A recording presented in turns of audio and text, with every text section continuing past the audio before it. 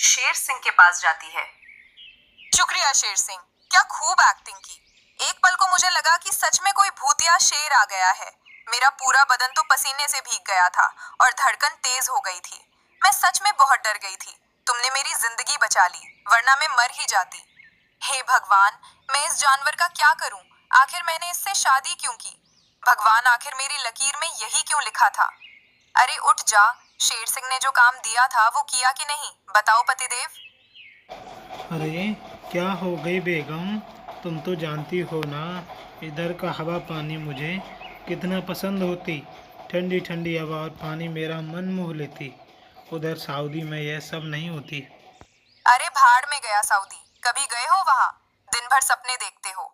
ये बताओ, शेर सिंह ने तुम्हें कल काम दिया था, किया कि नहीं? वो मुझे बार बार पूछ रहा है।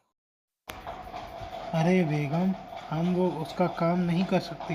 वो कहती कि नागमणि के पौधे से नागमणि लेकर आओ। वो शेर सिंह का बच्चा पागल है। भला नागमणि के पौधे में नागमणि कैसे होगी? मैं सांपों से बहुत डरता हूँ। अरे मेरे हे बेवकूफ पतिदेव, हमारे जंगल में नागफनी के फूल को नागमणि कहते हैं। उसके रस से घाव में लगाने से घाव जल्दी भर जाता है, इसलिए उसका नाम नागमणि है। और तू तो धूर्त है, ये सब कैसे जानेगा? दिन रात सोता है। ये तो फिर उसकी गलती हुई। मुझे पूरी बात बतानी चाहिए। मुझे क्या मालूम होती है वो नागम बनी के फूल को नागमणि कहती है। उस बात को छोड़ो, जाओ सूखी लकड़ी लेकर आओ। खाना बनाने के लिए मुझे लकड़ी चाहिए, जो कि अभी खत्म हो गई है। ये क्या बात होती बेगम? तुम मेरे से इतना काम नहीं करा सकती। मैं एक मेहमान होती और तुम मेहमान से इतना काम नहीं करा सकती। ये कानून के खिलाफ होती। मैं सऊदी जाकर शिकायत करेगी। अरे ओ मेहमान, ये मत भूलो कि हमारी शादी हो चुकी है और मैं तुम्हारी बीवी हूँ और तुम मेरे पति हो। और तुम अब इस जंगल के वासी हो, कोई मेहमान नहीं हो। अब चुपचाप लकड़ी लेने जाओ, वरना तुम जानते हो मैं क्या कर सकती हूँ। जाती हूँ बेगम, तुम नाराज मत होती। बेशक मैं जाती और एक खूबसूरत लकड़ी लेकर लाती। मुझे याद आती लात घूंसों की मार। लक्कड़ बगा कुछ लकड़ियां बिनते हुए बड़बड़ाता रहता है।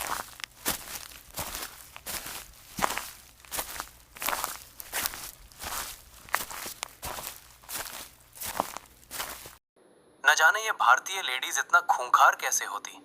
इनको अगर कुछ बोलती तो ये किसी का भी मुंह नोच सकती। अगर गुस्सा आवा। मुझे इस जंगल की ठंडी हवा बहुत पसंद होती है। कितना कूल कूल होती है। आसपास मुझे थोड़ा आराम को मिल जाती तो बात बन जाती। तभी उसे एक गुफसा नजर आती है। वो महसूस करता है कि ठंडी हवा वहीं से आ रही है। वो लकड़ी का गड्ढा बाहर छोड़ के अंदर चला जाता है।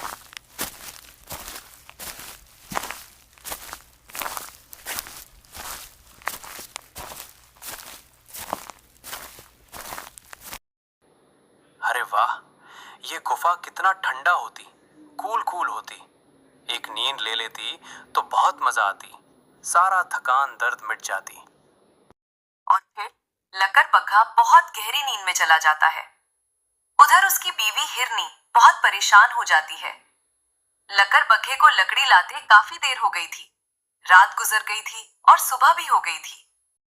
हिरनी जंगल की ओर चली जा रही थी। तभी रास्ते में उसे गधा नजर आता है। अरे भाभी जी, कहाँ जा रही हो? तुम्हारे चेहरे में चिंता की लकीरें नजर आ रही हैं। ऐसा क्या हुआ है जो ये चांद सा मुखड़ा मुरझाए हुए है?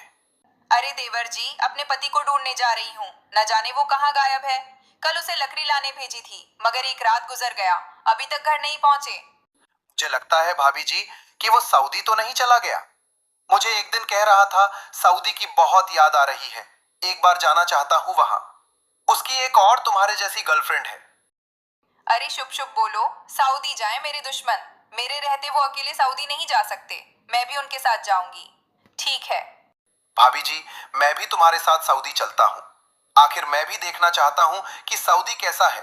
क्या क्या घास खाने मिलेगा, क्या चारा पानी है। भाभी जी, मुझे पता करना है। और अगर मैं वहां किसी सुंदर लड़की को पसंद आ गया तो वो मेरी भी बीवी बन जाएगी। और क्या ही पता भाभी, मुझे रास्ते में आपको सहारा देने पड़े। और दोनों जंगल के अंदर जाने लगे। जाते जाते उन्हें लक्कड़ बग्घे के पैरों के निशान नजर आने लगे।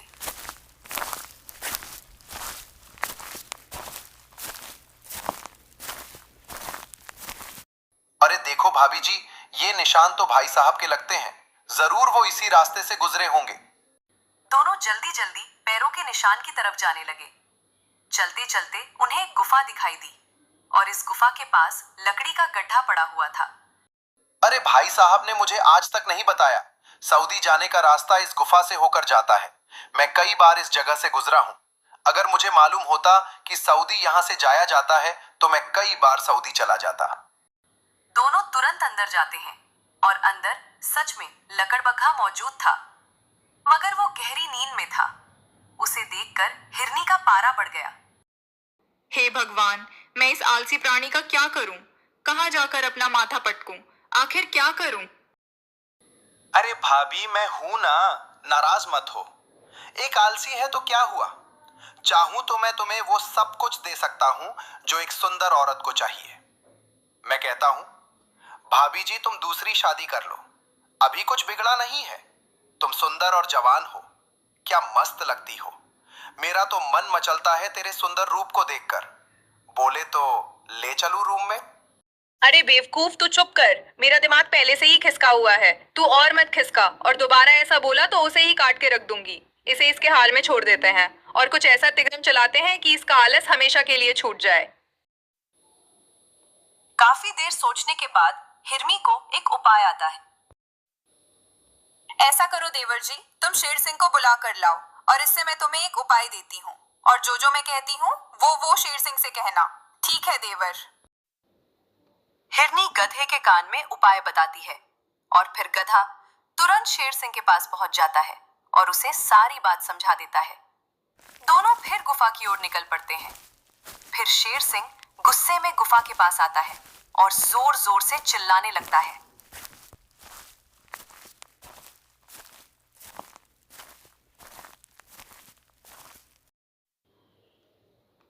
आज तो सऊदी के बच्चे को छोड़ूंगा नहीं।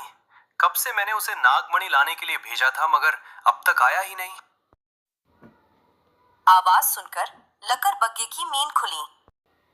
अरे कौन कमबख्त भौंक रही है? मेरे सारा नींद खराब कर दो हो गई। कितना अच्छा लग रहा था। तभी वो कुछ आवाजें सुनता है। अरे क्या हो गया शेर सिंह? भला तुम इतने गुस्से में क्यों नजर आ रहे हो? और किसे सबक सिखाने की बात कर रहे हो? अरे अपने जंगल में जो हमेशा शेख बनता रहता है, उसको सबक सिखाने की बात कर रहा हूँ। उस आलसी को मैंने नागमणि लाने का काम दिया था, मगर वो अब तक गायब है और मैं सारी रात उसका इंतजार कर रहा था, मगर वो आया ही नहीं। महाराज, अगर वो आपको मिल जाए तो आप क्या करेंगे? अगर वो मेरे हाथ लग गया तो उसका एक टांग तोड़ दूंगा, दूसरा टांग खा जाऊंगा और तीसरा टांग उसके गले में फंसा दूंगा और चौथा टांग अपने बच्चों को खिला दूंगा। जैसे ही ये बात लकड़बग्घा सुनता है, उसकी सिट्टी पिट्टी गुल हो जाती है। अरे बाप रे, ये मैंने क्या कर दी? मैं नागमणि को शेर के पास नहीं पहुंचाई तो शेर इतना गुस्सा हो गई। मेरा टांग खाने की बात कर रही है। बिना टांग के मैं क्या करेगी? शेर सिंह, उसका टांग अब बाद में तोड़ना। सबसे पहले आप इस गुफा से हट जाइए। ये कोई आम गुफा नहीं है, ये भूतिया शेर की गुफा। उसने हमको इस जगह देख लिया तो समझो हम दोनों की आज का दिन अंतिम दिन होगा। ये बात लकड़बग्घा सुनता है तो और डर जाता है। क्या ये भूतिया शेर की गुफा है? अब मैं क्या करूं? अगर बाहर गई तो ये शेर मुझे मार देगी और अंदर रही तो भूतिया शेर मुझे मार देगी। अब मैं क्या करेगी? अरे क्या कह रहे हो? भूतिया शेर की गुफा है वो, किसी को भी नहीं छोड़ता, बुरी तरह सबको नोच लेता है। जल्दी जल्दी यहां से चलो, वरना वो आ गया तो कोई भी नहीं बचेगा। इनके जाते ही मैं यहां से चला जाएगी। मुझे एक पल नहीं रहना, वरना मेरी बीवी विधवा हो जाएगी। तभी गुफा में हिरनी अंदर आ जाती है। उसे देखकर लकड़बग्घा और घबरा जाता है। तुम यहाँ क्या कर रहे हो? मैंने तुम्हें लकड़ी लाने के लिए भेजा था, मगर क्या तुम यहाँ सो तो नहीं गए थे? अरे हाँ बेगम साहिबा, लेकिन तुम यहाँ कैसे आई? बाहर शेर सहिनी मुझे ढूंढ रही है। मैंने उसका नागमणि नहीं लाया, वो गुस्से में है और मुझे मारने की बात कह रही है। अरे बाहर कोई नहीं है। वो शेर तो मैंने जल्दी जल्दी यहाँ से जाते हुए देखा, मगर तुम इतने परेशान क्यों दिखाई दे रहे हो? अरे बेगम, जब मैंने शेर और एक जानवर की बात सुनी तो वो कह रहे थे कि ये भूतिया शेर की गुफा होती, वो बहुत खतरनाक होती, वो हमें खा जाती। अब हमें जल्दी से इस गुफा से निकल जाना होती, वरना वो शेर आ गई तो हमें खा जाती। तभी गुफा के बाहर से आवाज आई।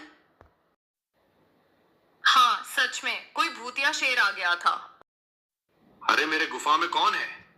किसकी इतनी हिम्मत हुई कि मेरे गुफा में घुस आया? अरे बाप रे बेगम, वो लगता है कि भूतिया शेर आ गई। भागो बेगम भागो, वो हमें कच्चा खा जाएगी। अरे कहाँ जाए, एक ही दरवाजा है और उसके पास वो भूतिया शेर खड़ा है। अब मैं इस भरी जवानी में मर जाऊंगी और इसकी वजह तुम हो। ना तुम्हारे अंदर इतना आलस होता, ना तुम इसके अंदर सोते। सही कहती हो बेगम, मैं अपने आलस के कारण ही इस गुफा में फंस गया हूँ और मेरी वजह से तुम भी फंस गई हो। अगर मैं बच गई तो ये आलस हमेशा के लिए छोड़ दूंगी।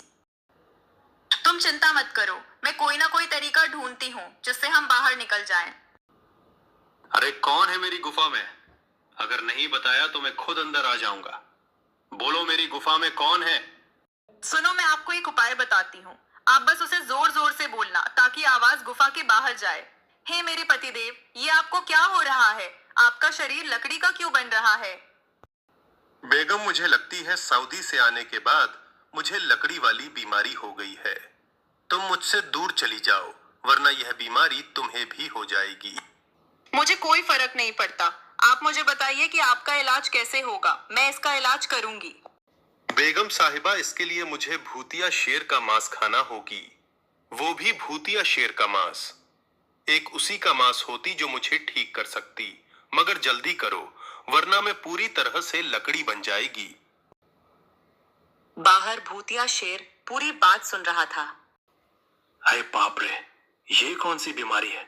मैंने आज तक नहीं सुनी, मगर लगता है कोई खतरनाक बीमारी है। लेकिन कहीं ये कोई साजिश तो नहीं है? क्या पता कोई जानवर मुझे मूर्ख बना रहा हो। थोड़ी देर रुक कर देखता हूं। अरे बाप रे, शेर तो अब भी हटा नहीं है। हमें उसे और डराना होगा ताकि वो यहाँ से भाग जाए और हमें भागने का मौका मिल जाए। हिरनी यहाँ वहां देखती है। उसे एक टहनी दिखाई देती है। वो उसे उठाती है और उसे तोड़ देती है और जोर जोर से कहती है, हे भगवान, आपका पूंछ लकड़ी का बनकर टूट रहा है। मैं इसे अभी आपके शरीर से बाहर कर देती हूँ, वरना पूरा शरीर लकड़ी बन जाएगा। और हिरनी ने लकड़ी को गुफा के बाहर फेंक दिया। उसे देखकर भूतिया शेर डर गया। अरे ये जानवर तो सही कह रही है, उसके पति को बीमारी हो गई है। बहुत खतरनाक बीमारी लगती है, मुझे अंदर नहीं जाना चाहिए। बेगम, पूंछ अलग करके मेरी बीमारी दूर नहीं होगी। मुझे भूतिया शेर का मांस चाहिए, तभी मैं ठीक हो सकती हूँ। मुझे जल्दी से जल्दी शेर का मांस लाकर दो। अरे गुस्सा मत हो पतिदेव, मुझे एक भूतिया शेर की गंध आ गई है। वो हमारी गुफा के पास ही है। मैं अभी बाहर जाती हूँ और एक शेर को पकड़ के लाती हूँ। आज हम दोनों भूतिया शेर का मांस खाएंगे, मजे से।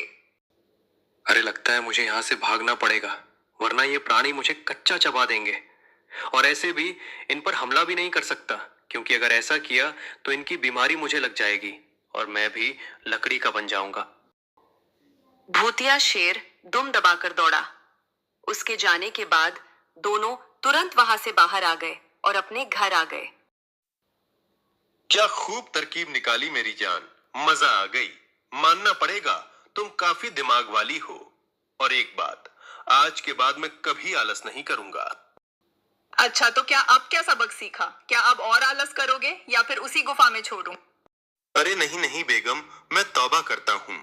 आज के बाद मैं कभी आलस नहीं करेगी। अपना काम समय में करेगी और कहीं भी आराम के लिए नहीं बैठेगी। और अब आलस छोड़कर मेहनत करूंगा और जी भर के तुम्हें प्यार करूंगा। लकड़बग्घे ने सबक सीख लिया था, मगर उसी रात हिरनी शेर सिंह के पास जाती है। शुक्रिया शेर सिंह, क्या खूब एक्टिंग की। एक पल को मुझे लगा कि सच में कोई भूतिया शेर आ गया है।